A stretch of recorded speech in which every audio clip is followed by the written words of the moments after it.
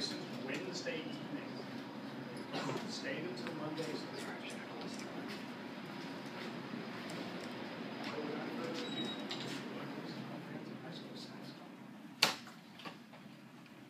Okay. Hello. My name is Tomatosphere. I said you're from Lloydminster High School. So we're from over here. Lloydminster over here. You guys are about 2.5 hours. We partnered up with a project called Tomatosphere. They essentially gave us seeds. And they sent those seeds up to the International Space Station for 22 months. And after these 22 months were over, they came down with Commander Pat.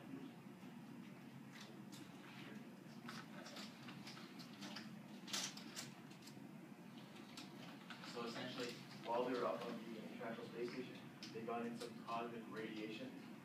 So in total, they got about 80 to 190 millisieverts of radiation over the 22 months they're up there. These are the tomato plants. You might have seen them in the lunchroom. They're also right there. So essentially, this is the second year of the project. The first year, they got the tomato seeds that were up in the International Space Station. They grew them and they analyzed the plants and whatnot. Now we're down working after they got fruits. We got the seeds from the fruit in our bag to see if there's more differences or if things stay the same in the second generation of plants. So as for our seeds, all of our earth seeds germinated, all of them, but only 80% of our space seeds germinated. And when it came to survival rate, 69% of the space plants survived and only 65% of our earth plants survived. And these are just some pictures of our process. They started off here as seeds, and they germinated, and then we had them in small plants, which were transferred to bigger plants in our greenhouse. And this is where we kind of have them now. And the difference is from last year is this year we have fruit. One of the first things we did last year as well was stomata checks, and we did that this year too. And we had some consistencies from last year because we have more stomata in space plants than we do on average with earth plants per field of view. And the basis of our experiment, this chart kind of sums it up, is that our space plants in the blue are growing larger than our earth plants in the red. And these peaks that you see here and here, this was our February break and this was our Easter break, where we were away on holidays and our plants didn't really get the care that they needed, so our data is just a little bit inconsistent here and there. So we observed our plants, and like last year, the space plants just yielded more. They had more leaves, they had more fruit. Well, they didn't have fruit last year, but they had more fruit of the space plants than the earth plants. And there was a higher vitamin C concentration, and they were taller. That was one of our biggest differences.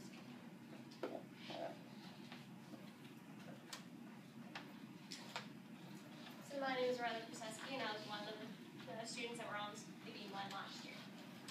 Last year we used the IDEAS Beamline. We used XRF scans, X-ray fluorescence spectroscopy. We found that there was zinc, manganese, and iron differences within the mature leaves, as well as higher levels of iron in the seeds.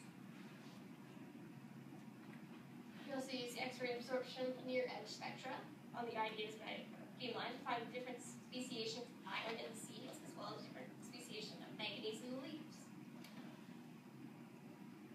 Furthermore, we got a chance to be on two beamlines. We were on the mid-infrared beamline as well, and we're able to identify polysaccharides, differences in polysaccharides in the mature leaves, as well as protein differences throughout the leaves and seeds, and pectin differences in the stem and leaves.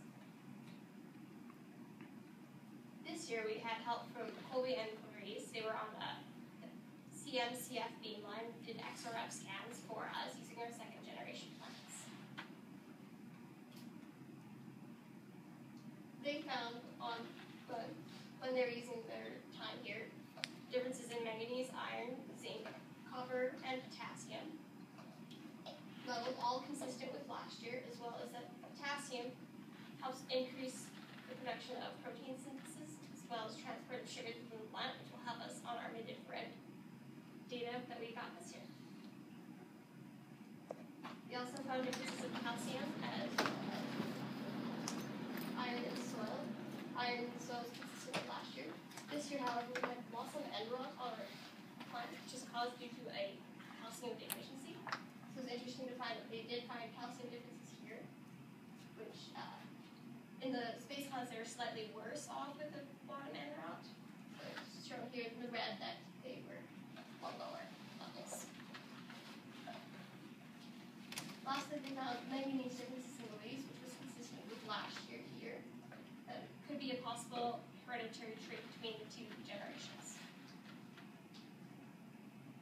And now we're here at CLS.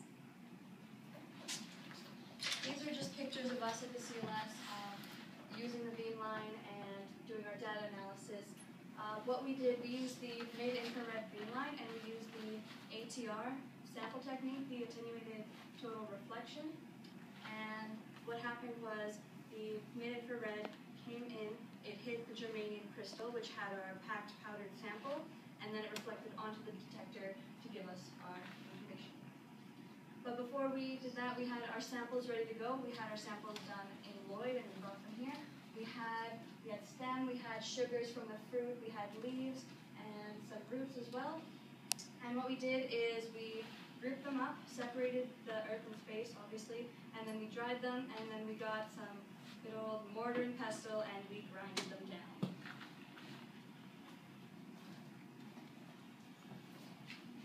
Okay, so my name is Shirley Patel, and so as for our original hypothesis for this year, it was to see if we could find differences in the pericarp and the placenta of the fruit.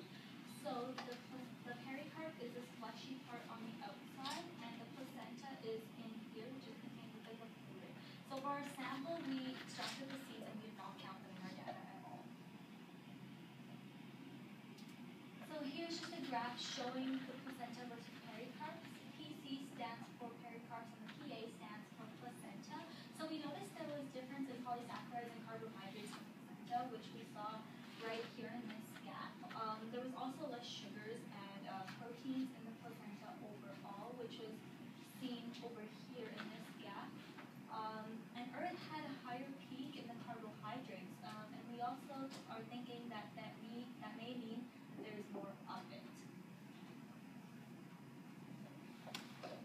And then we looked at carbohydrates in the mature leaves. So here is a graph showing that. So the red is the earth and the blue is the space down here. So as you can see, we notice there was less of the carbohydrates in the space. The peaks also did not align well. So we think that that may mean that there was different types of carbohydrates. This was also consistent with last year's data that they found. So we're thinking maybe another hereditary trait. And then we looked at the seeds. So this graph here is showing the seeds from last year, and this is from this year. Last year's seeds were, we did the scans as a whole, so they weren't crushed up, whereas this year's data we collected with crushed samples of the seeds. They were both dehydrated, and both of the scans were done this year by us, and they weren't done last year. So we noticed polysaccharide and protein differences, and so polysaccharide differences were seen here, and it looks like it's more significant in this year's seeds than it was in last year's seeds. Research needs to be done in order to understand this difference. Yeah. Okay. Hi, I'm Mela Chipman. Differences in proteins were also found between the earth and space tomatoes. There are more proteins and different types of proteins found in the space tomatoes. These findings are consistent with last year's plants, and it's good to note that certain types of proteins do encourage elongation of cells within the fruit, so this could attribute to our larger fruit yield and larger fruit in general of the space tomatoes. Future recommendations for this project would be, we'd really like to have a database that is refutable, because there are a lot of databases online, but you want to find one that is for sure refutable. Similar to this X-ray data booklet, you have to know that the X-rays find different elements off of the periodic table. Of course, when you look at elements versus the types of carbohydrates, different types of proteins, and all of that, there's a lot to handle. However, if we had an altogether database, we'd be able to look at which peaks in the spectra are which proteins or which carbohydrates, and what levels mean what levels in our plants.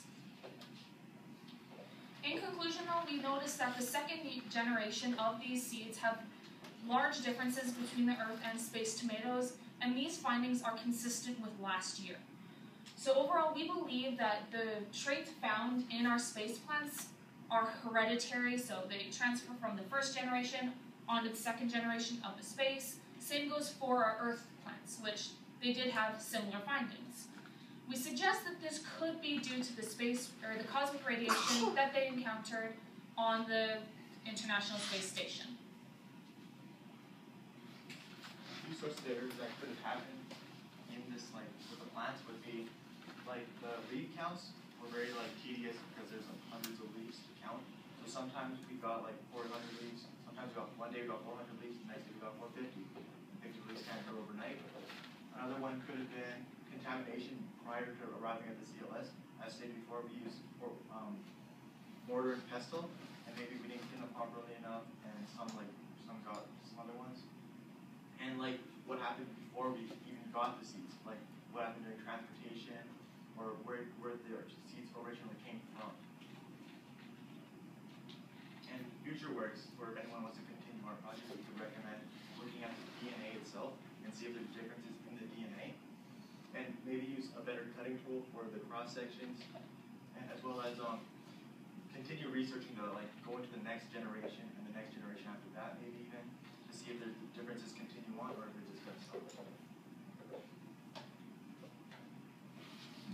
Alright, so we would like to thank everyone on this list, because if it were not for these people, we would not be here today. So, thank you, and thank you for your attention.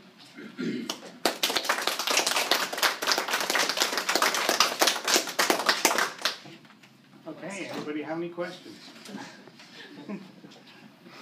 Yes. So I think so you said last year you didn't have any fruit on space tomato plants. Not when we came to the CLS. We did have fruit afterwards, but they were only about 100 days old. We have them at 220 days old today. But you were comparing fruit from last year and this year. No, we did not have fruit from last year. We did not get to scan them at all. That would have been one of our wishes, though. Any other questions? Which ones taste better? We had a pasta party last night, so everybody's here. Space seemed to be. Space. They're both really sweet, but space is better. Yeah, the earth had more like an overpowering sweet taste, I found. And you're allergic to them. So you're partial to the space thing. We're thinking potentially this could revolutionize the Italian space program.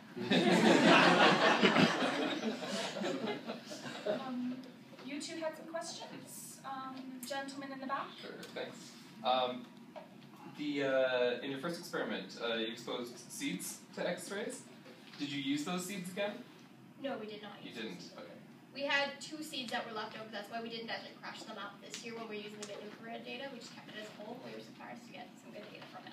Okay. And I guess it's sort of a follow-up to Mark's question. So, because that was, so you had fruit last year, but not until after you came here. Sure. And those are the seeds you used to grow this year. Okay. I'll also pass around some tomatoes if you're interested in looking at them. are there any other questions? These are the space tomatoes right here.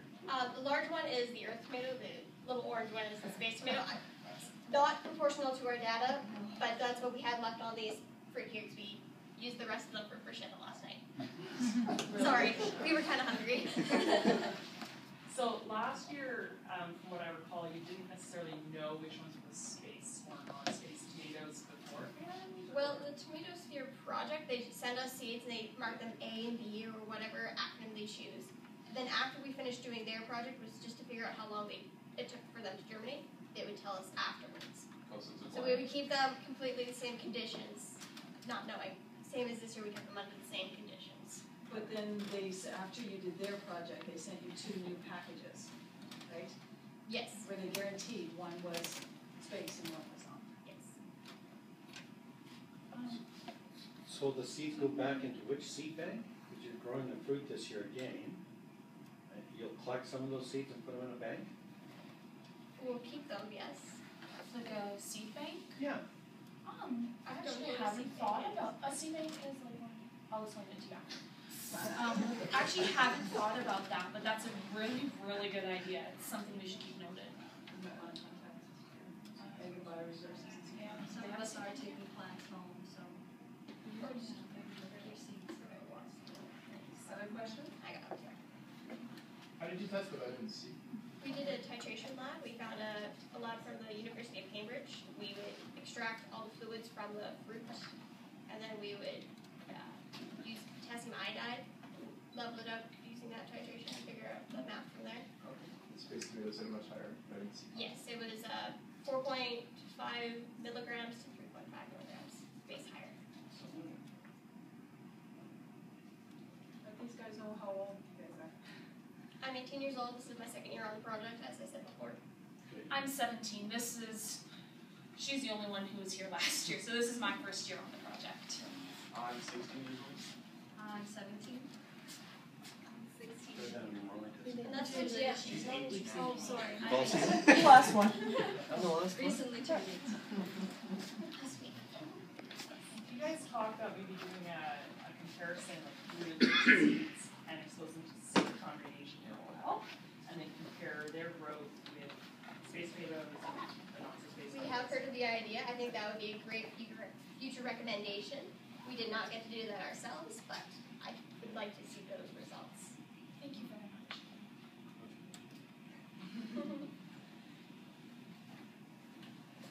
Any other questions? Okay, so those of you where this is your first kick at the cat, what enticed you to participate this year? I personally know that Mr. Proctor is an amazing teacher and Ms. Copeland is an amazing teacher, so I'm like, hey, they're running the science club. Let's go hang out with my favorite teachers. And then once I got in, you just can't get out. That's honestly what it is. Okay, fair enough. This is obviously like a once-in-a-lifetime opportunity to come to a multi-million-dollar facility and use their tools and whatnot. So that's kind of why I came, once in a lifetime. I won't ever tell them that again. I'm hoping to come back, but I might not. I didn't get the chance to go last year, so I was really looking forward to coming this year. Science just interests me, not specifically, but the physics and chemistry behind what we learned is quite interesting to me, so that's why.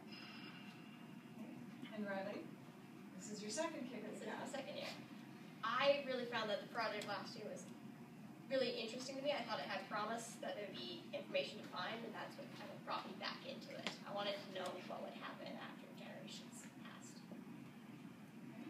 And as you all continue to either finish high school, presuming all of you go into some kind of post-secondary thing, whatever that might be, what do you take with you from your experience?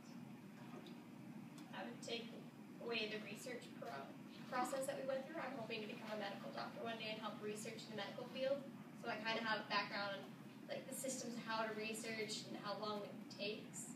It's a great background to have. Similar to Riley, it's the work ethic that you get doing this. You find out that real science is not lab coats and ooh, it bubbles. Similar to Riley, I'm going into the veterinary field, and knowing that you can use this, you can use the synchrotron to find stuff out about veterinary problems. That is amazing to know for future reference. Well, similar. I learned that science is actually more reading than anything else. 8 hours on the Beamline and then like 72 hours in the books, essentially. I plan on going into education to teach science, and one of the biggest things that I've learned here was that we had a lead with ATP, and I was really excited about it. I thought it would really go somewhere, but it just got shut down. It didn't go anywhere, and I just learned that sometimes you have to just accept that it's not going to go anywhere. You have to take it there. Close door. A lot of like my peers here are more interested in the medical field, so that's a lot of science itself. So from this project itself, I learned a lot about research, and sometimes it just takes forever and forever to find what you want to find on the internet. There's lots on there. The scholar is your friend. Yeah, that's my confusing word. Now, we had two gentlemen just join us in the back, and guys, I'm going to put you on the spot right off the bat. These two were also on the project last year. This year, they're both in the College of Engineering, is that right? Yep. Yeah. Okay, so I'm going to pose the same question to you that these guys just answered. Okay. Having participated in this experience last year, what did you take away from it that you might be using this year? Like, what really stayed with you? Definitely a lot of teamwork skills and working in a group with people that don't always agree on certain opinions and points of the finer points of research. But so that's an important thing, is how to just deal with a group collective and how to be effective with your time was very important. But the plants themselves were that important now. So yeah, I'm not in Tomato 101, so. But yeah, lots of team working. Working with people more like-minded, because in high school, generally you don't interact with as many people that are the same interactions as you. They're not the same like-minded. They don't know everything. They're generally not as smart as you, but smart. But in engineering and here at the Canadian Light Source, it was eye-opening at how many people are even more intelligent than you, know more things, and just know everything more than what you know. And then you can build on your knowledge and do more things with it. So you're saying we can teach humility to engineers? Exactly. Yeah. Start doing tours and you're good. It should be a mandatory class. Yeah. All right, thanks, guys. Sorry to put you on the spot. That's all good. But your timing was perfect. Any other questions? All right, thank you, guys. Thanks for coming.